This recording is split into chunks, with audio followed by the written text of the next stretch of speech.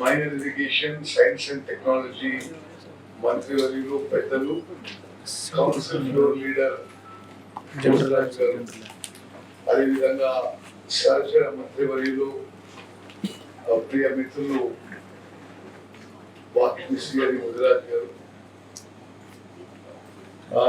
Parliament సభ్యులు మిత్రులు కుమార్ నాయక్ గారు, అదేవిధంగా Prasanna Goud garu, rural MLA, senior leader, vice chairman of planning commission, పాటు గౌరవ ఎంపీ మల్లు రవి గారు, మరి ఇరిగేషన్ సెక్రటరీ పవిత్రం గారు, శివకుమార్ రెడ్డి గారు, గద్వాల్ ఎమ్మెల్యే కృష్ణమోహన్ రెడ్డి గారు, వనపర్తి ఎమ్మెల్యే మేఘారెడ్డి గారు, మిత్రులందరికీ నమస్కారం. ఈరోజు మరి నేను సబ్జెక్ట్ లోకి పోయే ముందు నేను రాజకీయాల్లో అభిమానించే వ్యక్తుల్లో బోసరాజ్ గారు ఒకరు.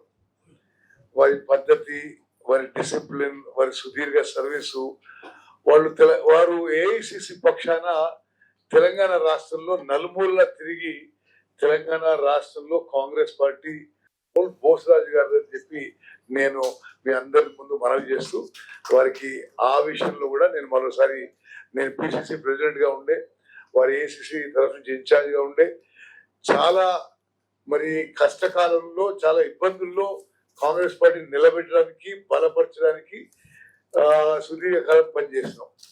మరి వారు ఈరోజు ఇరిగేషన్ మంత్రిగా ఇక్కడ మన సెక్రటరీకి రావడం, మరి ఇరు రాష్ట్రాలు how to optimise the use of water resources మీద మనం ఒక బ్రెయిన్ స్టార్మింగ్ సెషన్ ఈరోజు చేసుకోవడం, అది నాకు ఎంతో ఆనందదాయకం, సంతోషకరం అని చెప్పి నేను మనవి చేస్తున్నాను. మరి ఇప్పుడు సబ్జెక్ట్ లోకి మనము ఇప్పుడు పోదాము.